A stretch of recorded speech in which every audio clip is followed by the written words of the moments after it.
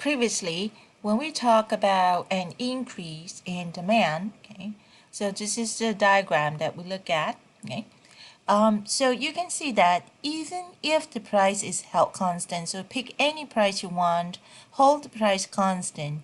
So even if the price is constant, doesn't change, you can see that the quantity demanded increases. Okay, so we go from here to here.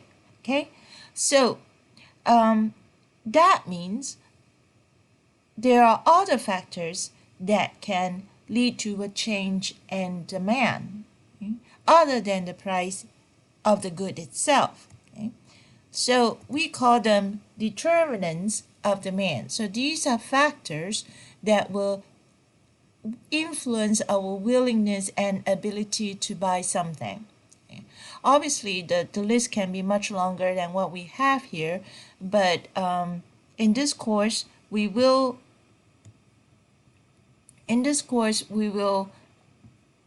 focus on these five: income, prices of related goods, taste and preferences, expectations of future income, and the number of buyers. The number of buyers or the number of potential buyers.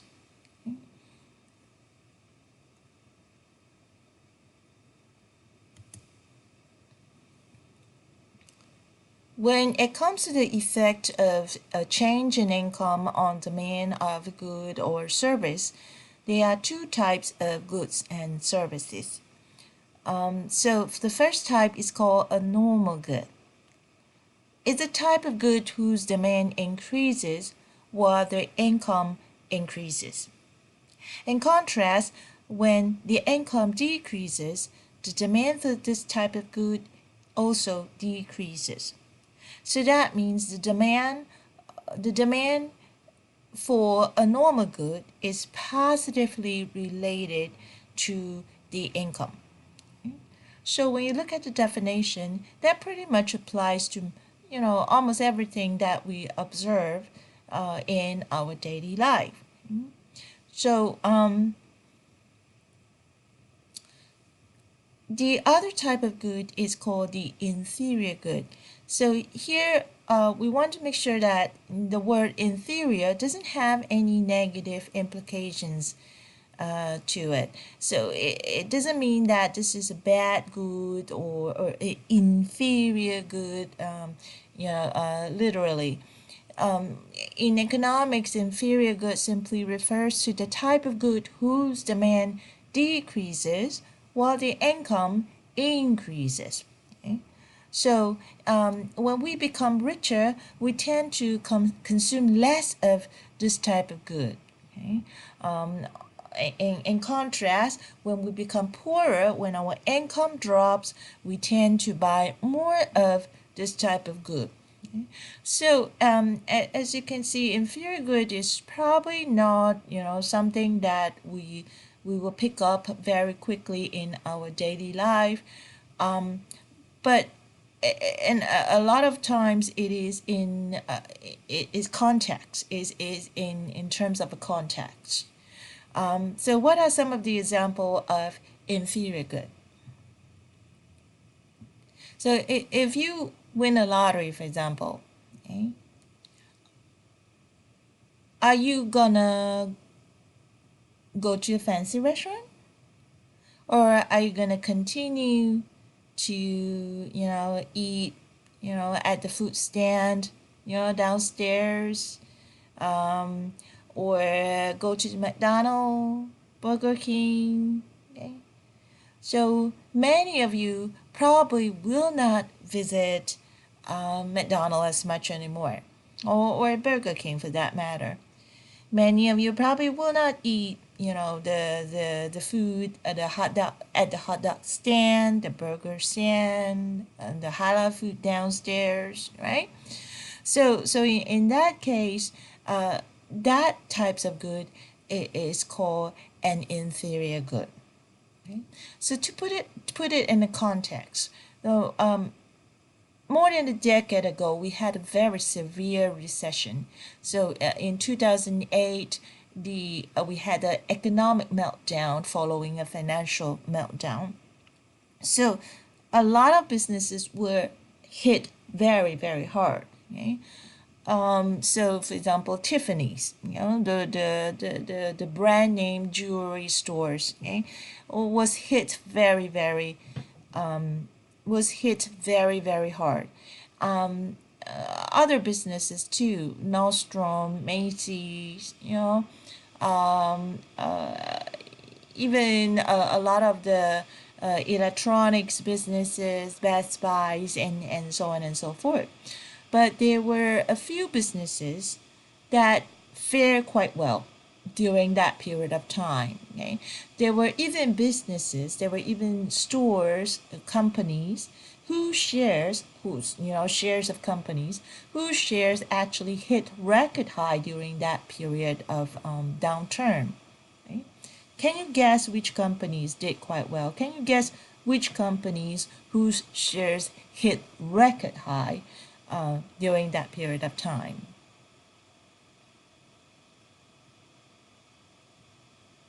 Okay, so I guess some of you probably would have guessed 99 cents, Family Store, Family Dollar, Dollar General.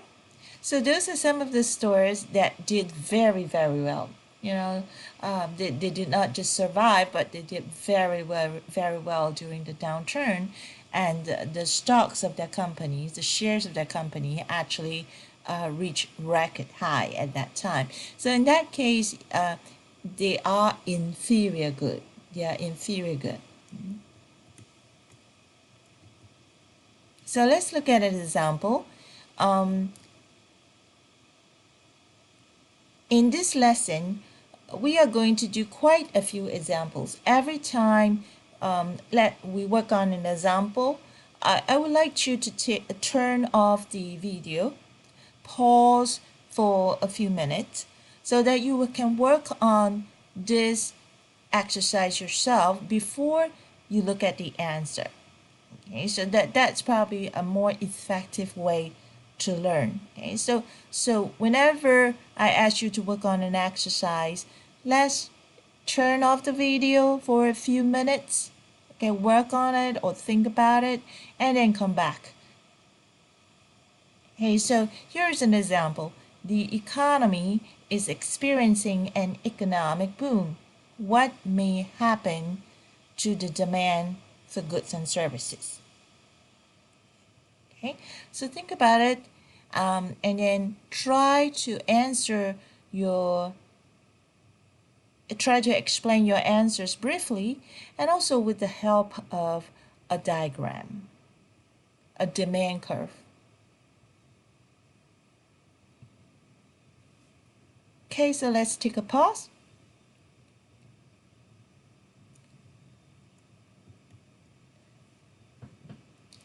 So as we probably notice, most of the goods are normal goods in most of the contexts.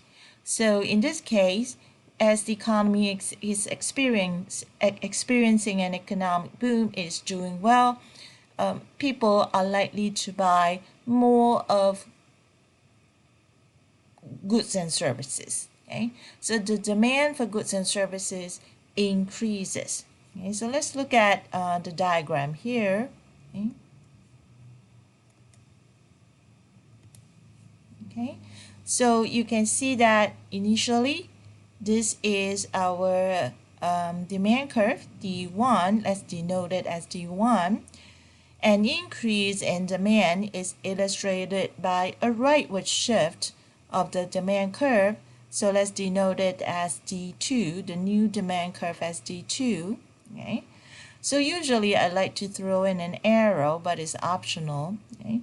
And you want to always make it a habit to label the axis clearly. So here the price level is always on the vertical axis, and the quantity is always on the horizontal axis when it comes to the demand curve. Okay, so there we go. we have an increase in the demand for goods and services. So let's move on to the next determinant of demand. So it is the prices of related goods. When you go out and shop for a phone, for example, you don't just look at the price of the phone. Okay, so let's say you are thinking about iPhone. You don't just look at the price of iPhone. Many of us will probably also try to compare prices between iPhone and other types of smartphone, Galaxy and so on and so forth. Okay, so the price of related goods matters when it comes to the demand for a certain good. When it comes to relationship, there are two types of relationships. So the first type is when these goods are substitutes. When goods are substitutes, they are used in place of each other. So one common examples of substitutes is Pepsi and Coca-Cola. So can you think of an examples of substitutes?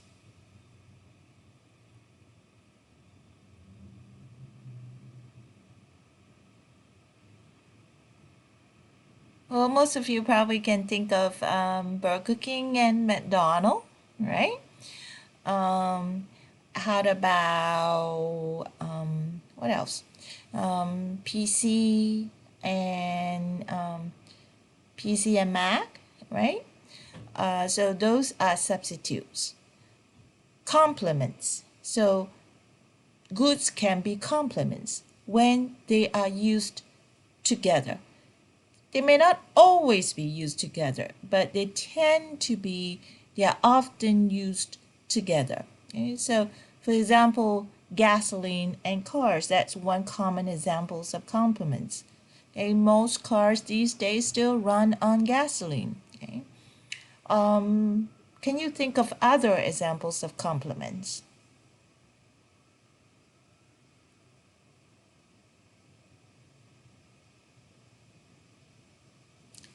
How about your phone and the charger? How about your phone and the earphone? Okay. How about the monitor and the keyboard? Okay. So those are some of the examples of complements. So let's look at two exercises. Okay. So as usual, in order to get the most out of these exercises, I would like you to pause for a few minutes. Okay? You can collaborate with your classmates, with your friends if you want to. Pause for a few minutes to work on these exercises yourself. So we would like to be able to explain the answers briefly in words and also with the help of a diagram, namely the demand curve.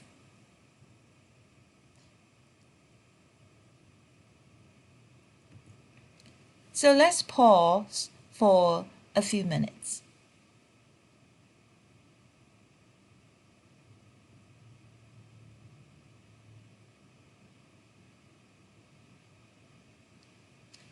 So when you look at this example, the first example, the price of sugar goes up sharply. What happens to the demand for coffee? So when you look at the question, the first question that you ask yourself is probably, how is sugar related to coffee? Most of you know that they are complements. Most of you can guess that they are complements. Well, not all of us take them together because, for example, I like black coffee. I don't take sugar with my coffee, but most people take sugar with coffee. So they are complements. So as the price of sugar goes up, what may happen to the demand for coffee? As the price of sugar goes up, okay, according to the law of demand, most people don't want to buy as much sugar.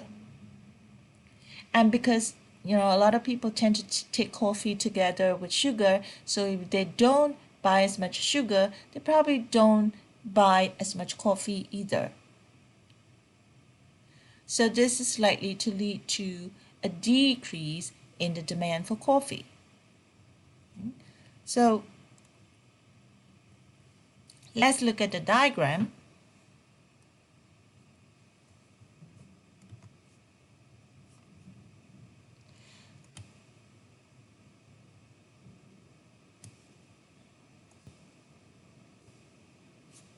Sorry. So let's look at the diagram.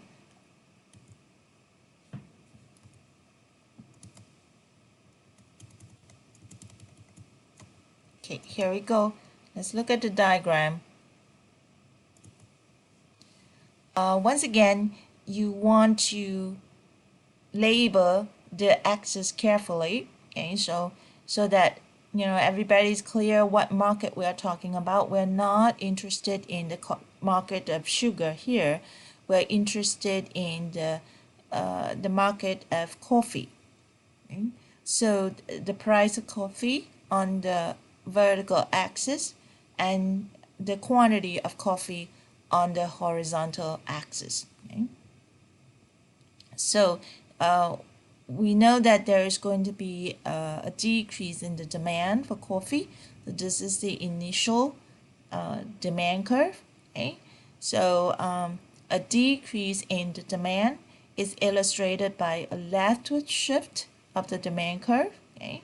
So now we have a new demand curve. Let's denote it as D2. So for those of you who are not sure that this represents a decrease in the demand, you can do a little bit of experiment. Hold the price constant at any level you want. Okay? Then you hold it horizontally. Okay?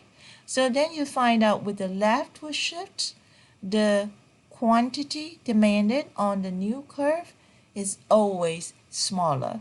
So that's a decrease in the demand for coffee, a decrease in the demand. Okay? So the next example, Intel cuts pricing of its chips. What may happen to the demand for AMD chips? I hope you all know that when we talk about chips, we are not talking about potato chips, right? These days, nobody mentions Intel and AMD anymore. They used to be two so-called high-tech giants in the industry, but because of the change in technology, we don't hear people mention them anymore. But still, when you look at your computer, okay, your PCs, when you look at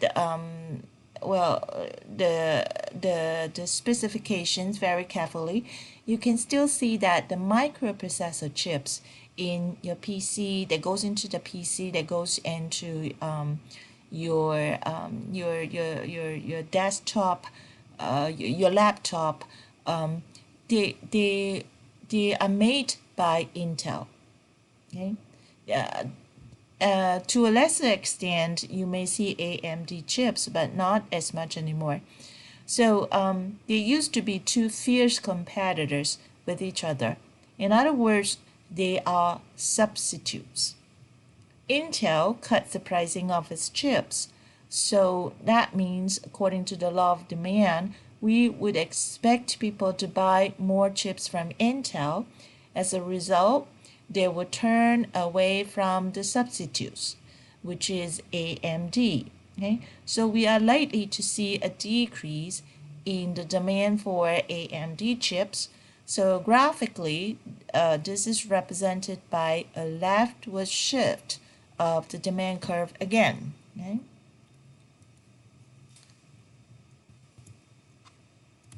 So here's a couple of summary. Okay? So this is basically a summary of what we have observed based on the relationship between the demand and how two goods are related. As the price of its substitute increases, the demand for the good increases. As the price of its substitutes decreases, as what we have observed with Intel chips, the demand for the good decreases. So the demand for AMD chip decreases. As the price of its complements increases, as we observed with the price of sugar, okay, the demand for the good decreases. So we see a decrease in the demand for coffee. By the same token, as the price of its complements decreases, the demand for the good increases. Obviously, you don't want to just memorize it because it's gonna be hard. The easier way is to visualize it using the diagram. Okay. And obviously, more importantly, know the relationship between the two types of goods. Okay? So the next determinants of demand that we are going to discuss is taste and preferences. So when we go up and shop for a phone, for example, we don't just look at the price, but we also look at the design, okay? Or the specification. So is the battery long lasting? So how will, if it's a smartphone, then we probably will look at, how well does the camera work? What is the resolution? And also how easy it is to use the phone, and so on and so forth. So all these obviously have something to do with taste and preferences. Okay, so what do we would prefer? So a lot of these factors may influence taste and preferences. For example, advertising. So like it or not, our behavior, our taste and preferences is very frequently affected by advertising. Cultural change. So if the culture becomes more liberal, then people probably are open to some products that are previously not so acceptable, culturally. Okay, so for example, bikinis, right? Okay, so political changes, demographic changes. For example, if the economy is aging, so we have a different demographic now. So then we probably will see an increase in the demand for goods and services that cater to older generations, such as nursing homes, healthcare, and so on and so forth. So once again, let's look at an exercise, and you know the drill. So let's take a pause. Let's pause for a few minutes and have you work on the exercise, and then we'll come back. So let's pause.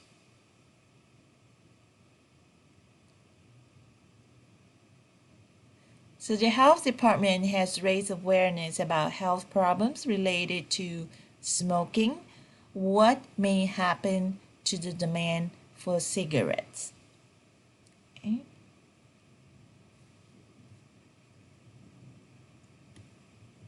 So if people are more aware about the harmful effects of smoking, then most likely people are less likely to smoke.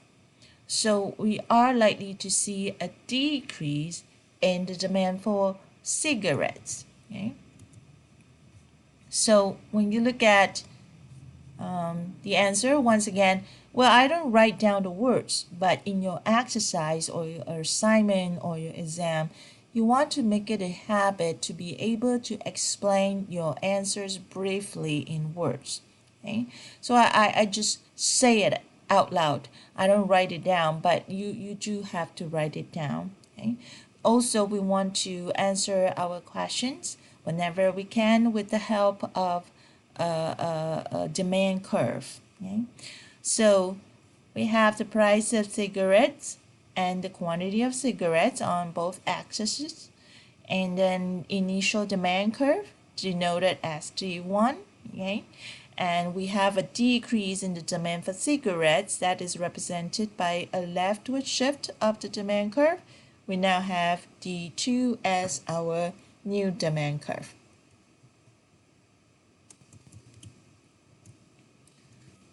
So the next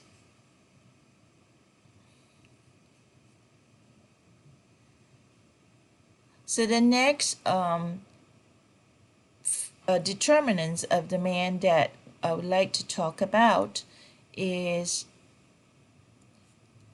expectations, specifically expectations about future income. So current income obviously is a key factor that will influence how much and how willing we are able to buy a good. But our expectations about our future income is also very important. So take for example, if you have one semester left to graduation, and you have already gotten a very good job offer, and it pays very, very well. Okay, so one more semester left, and you're gonna have a big bump in your income. Okay, so so what are you gonna do in this last semester? Okay, are you gonna just live the same lifestyle as usual, or are you gonna splurge a little bit? What do you think? Of course you're gonna splurge a little bit, right? Okay. I know there's always gonna be a couple of you who are very conservative, so you're not gonna spend the money until you see the money, right? You show me the money thing, right? But most of us are not that conservative. Most of us are likely to splurge a little bit, even though our current income stays the same. So to tell you a true story, one of my former colleagues, we both of us love eating. Okay, so we love eating a lot. Okay, so in this discipline and with a PhD degree, it is customary to start looking for a job at least a year before the graduation. So both of us did that, and we got an offer more than a year before we graduated. So as soon as she got the offer, she started dining out 3 meals a day. We're not talking about very super fancy restaurants like we have in Manhattan, but very very nice restaurants. Very very good steak. So she started eating out 3 meals a day, breakfast, lunch, and dinner. By the time that she graduated, she accumulated more than $10,000 loans on credit card just on dining. Okay, so that's true story. Okay, we were still poor students, but she started spending. Okay, because the expectations of our future income has changed. Well, everything, I'm not encouraging that kind of behavior, so everything works out well. She paid back the loan very quickly, right after we started working. Right. So here's an example. Consumer confidence has been rising nationwide. What will happen to the demand for goods in general? Okay. So, um, so we would once again let's pause for a few minutes, and then we'll come back. Let's pause.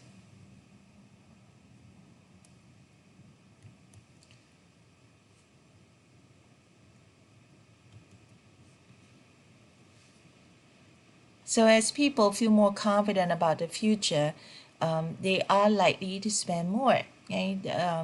So I hope this is not a surprise. Okay?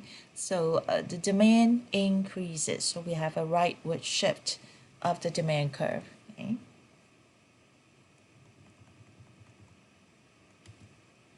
So the last one is pretty straightforward. Okay? So the last determinants of demand that we focus on in this course is pretty straightforward. Is the number of buyers, or sometimes you may want to think of it as the number of potential buyers. So here's an example. The country has had a rapidly growing population. So we have a larger population. What may happen to the demand for goods in general? Okay. So it's probably quite intuitive. The more people we have, the more likely people want to spend on food, clothing, accommodations, and so on and so forth. Okay, so there is likely to be an increase in the demand for goods in general. So we have a rightward shift of the demand curve.